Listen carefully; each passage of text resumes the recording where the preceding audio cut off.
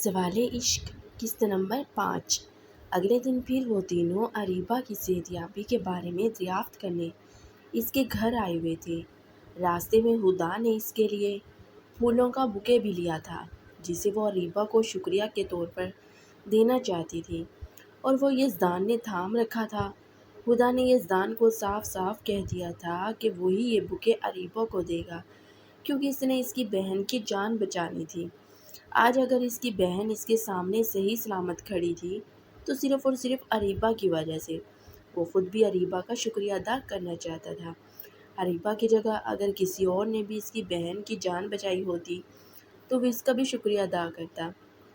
اس کی انا، غرور، جھگڑا سب ایک طرف، اس کی بہن اس کے لیے سب سے پہلے تھی۔ ہدا نے ابھی بھی یزدان کو بوکے ہاتھوں میں تھامے دیکھا تو اسے کوہنی ماری، جس سے وہ ہوش میں آیا اور ہدا کے اشارے کرنے پر بوکے اریبہ کی طرف بڑھایا۔ تھینکس مس کارجور، میرا مطلب ہے مس اریبہ، میری بہن کی جان بچانے کے لیے۔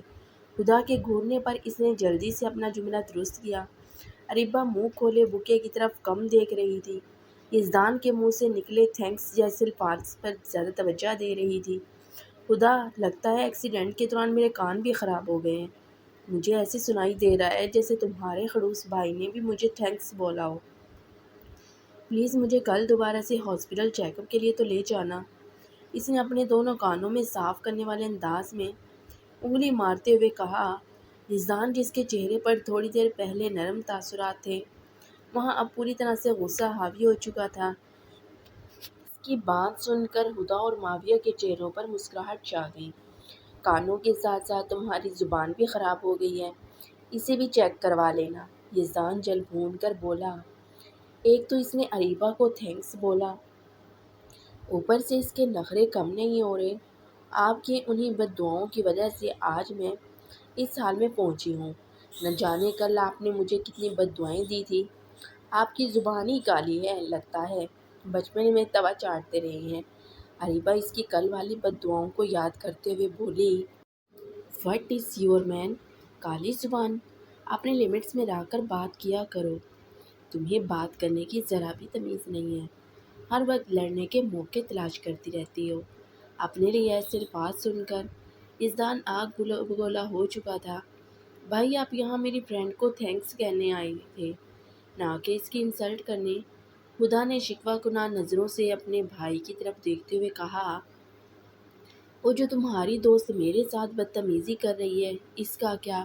یزدان گھور تو اریبہ کو رہا تھا لیکن پوچھا ہدا سے تھا۔ بھائی، اس نے سچ ہی تو کہا ہے، کل نہ جانے آپ نے اسے کون سی بد دعا دی ڈالی، اور شاید وہ کوئی قبولیت کا وقت تھا جو آپ کی بد دعائیں قبول ہو گئی۔ ہدا نے بھی اریبہ کی سائڈ لی تو اریبہ کے چہرے پر مسکراہٹ پھیل گئی۔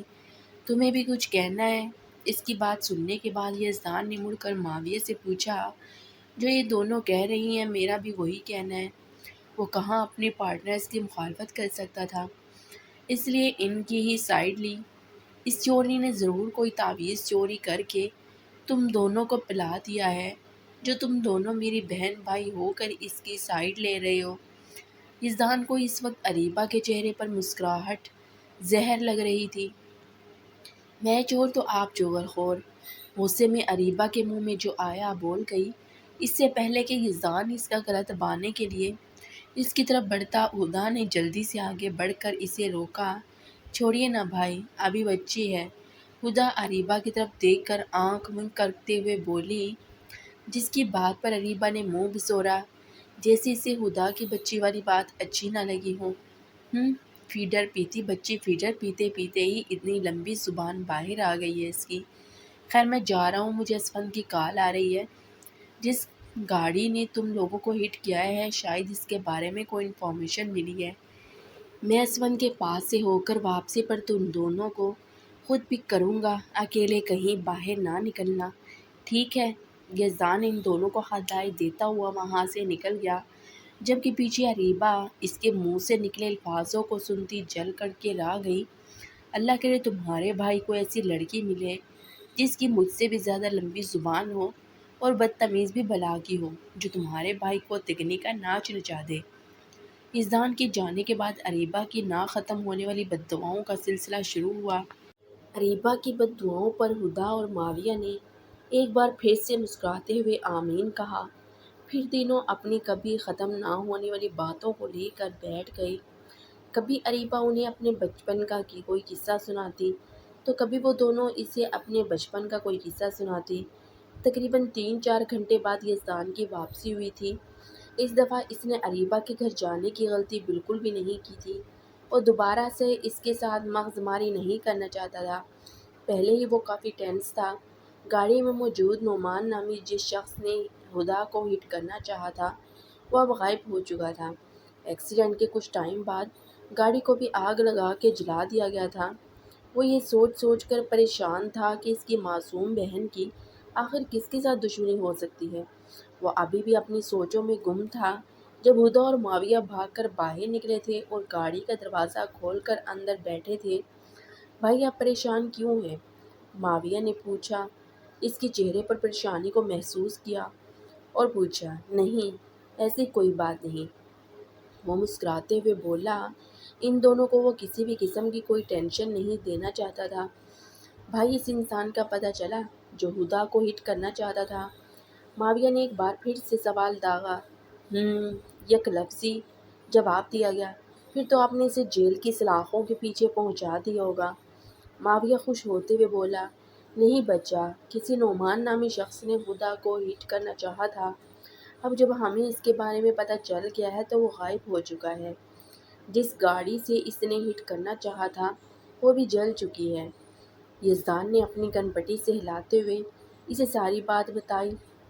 نعمان نامی شخص کے بارے میں سن کر ہدا کے چہرے پر ایک سایہ سے لہرایا تھا جبکہ معاویہ کے چہرے کے تاثرات بھی بدلے تھے۔ تم دونوں کے چہروں پر اچانک سے ٹینشن کیوں چھا گئی؟ خیر تو ہے؟ یزدان نے مشکوک نظروں سے ان دونوں سے پوچھا۔ نہیں بھائی، وہ آدمی بچ کر بھاگ گیا ہے۔ ہمیں ڈر ہے وہ دوبارہ سے ہمیں کوئی نقصان نہ پہنچائے، بس اس لیے ہدا تھوڑے سنبھلتے ہوئے بولی۔ تم دونوں ٹینشن نہ لو بچہ، وہ جلدی پکڑا جائے گا۔ اسفند پوری کوشش کر رہا ہے اسے ڈھونڈنے کی۔ یزدان نے دونوں کو حوصلہ دیا۔ گھر پہنچتے ہی ہدا جلدی سے اپنے کمرے کی طرف بھاگی تھی۔ معاویہ بھی اس کے پیچھے ہی گیا تھا جبکہ یزدان وہیں لاؤنج میں بیٹھ گیا تھا۔ ہدا، مجھے لگتا ہے ہمیں بھائی کو اس واقعے کے بارے میں سب بتا دینا چاہیے۔ معاویہ اس کے پیچھے آتے ہی دروازہ بند کرتے ہوئے جلدی سے بولا۔ نہیں، وہ چہرے پر سخت تاثرات سجائے بولی، لیکن کیوں؟ اس وقت ہم نے بھائی کو اس لیے نہیں بتایا تھا وہ پریشان ہوں گے، لیکن اب پانی سر سے گزر چکا ہے، اسے تمہیں نقصان پہنچانے کی کوشش کی ہے۔ خدا نخواستہ کوئی بڑا حادثہ ہو جاتا تو تم نے نہیں بتانا۔ بھائی کو تو میں ہی بتا دیتا ہوں، نہ بتا کر ہم بھائی کو زیادہ پریشان کر رہے ہیں۔ معاویہ نے ایک بار پھر سے سمجھانا چاہا۔ تم ایسا کچھ نہیں کرو گے، سمجھے؟ اور اب جاؤ یہاں سے، مجھے ریسٹ کرنی ہے۔ وہ ایک بازو آنکھوں پر رکھ کر وہیں بیڈ پر دراز ہو گئی، جس کا مطلب صاف تھا وہ وہاں سے جا سکتا ہے۔ معاویہ بھی کندھے اچکاتے اس کے روم سے نکل گیا اور باہر لاؤنج میں جا کر یزدان کے ساتھ بیٹھ گیا اور اس کے کندھوں پر سر ٹکا گیا۔ اس کی اسی حرکت سے اتنی پریشانی کے دوران بھی یزدان کے چہرے پر مسکراہٹ رقص کرنے لگی۔ ہدا اور معاویہ ہی تو تھے اس کے جینے کی وجہ۔ وہ بچپن ہی سے ہر طرح کے پیار سے محروم رہا تھا۔ عمر کے جس حصے میں بچے کھیلتے کودتے ہیں، زندگی کو انجوائے کرتے ہیں، یزدان کو اس عمر میں میچور بن کر گھر کے ساتھ ساتھ اپنے دونوں ٹوئنز کو سنبھالنا پڑا تھا۔ وہ بھاگتے ہوئے گھر کے اندر داخل ہوا تھا اور جا کر صوفے پر اس کے برابر میں ڈھہ گیا تھا جہاں وہ پہلے ہی ڈرنک کرنے میں مصروف تھی۔ اس پر کہنے پر وہ مسکرا دی۔ وہ گالی تو بچ گئی، پتہ نہیں ساتھ کوئی اور لڑکی بھی موجود تھی جس نے اسے بچا لیا، ورنہ آج اس کا کام تمام ہو ہی جاتا۔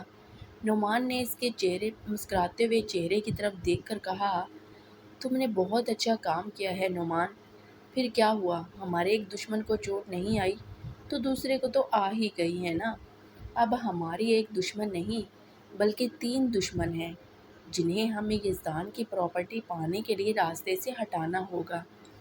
رمشا اس کی طرف ڈرنک کا گلاس بڑھاتے ہوئے بولی تو ڈرنک کا گلاس تھام کر اس کے تھوڑے اور قریب ہو کر بیٹھ گیا۔ اسے لگا تھا اس کی غلطی کی وجہ سے رمشا اس پر غصہ ہوگی اور اسے ڈانٹے گی، لیکن یہ کیا، وہ تو اس سے خوش تھی۔ تم ٹینشن نہ لو، ان تینوں کو ہم اپنے راستے سے ہٹا دیں گے جلد ہی۔ کہتے ساتھ ہی وہ اس کے ہونٹوں پر جھکنے لگا۔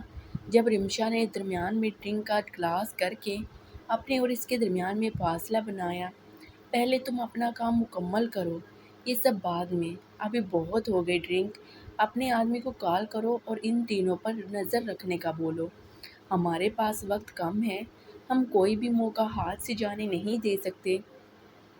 اس کے حکم کی تعمیل کرتے نعمان نے کسی کو کال کی تھی اور پھر دوسری طرف سے پازیٹیو رسپانس ملتے ہی دونوں کمینے ہنسے تھے۔ رمشا اپنا اگلا لائحہ عمل تیار کر چکی تھی، اسے اب صبح موقع کی تلاش تھی کب وہ تینوں باہر نکلے اور وہ موقع کا فائدہ اٹھا کر ان سے اپنا بدلہ لے۔ وہ جو اتنے دنوں میں چپ بیٹھی تھی، اپنا اگلا کوئی لائحہ عمل تیار کر رہی تھی۔ یہ خاموشی طوفان کے آنے سے پہلے کی خاموشی تھی۔ وہ دشمن کو کسی بھی طرح کا بچ نکلنے کا کوئی بھی موقع نہیں دینا چاہتی تھی۔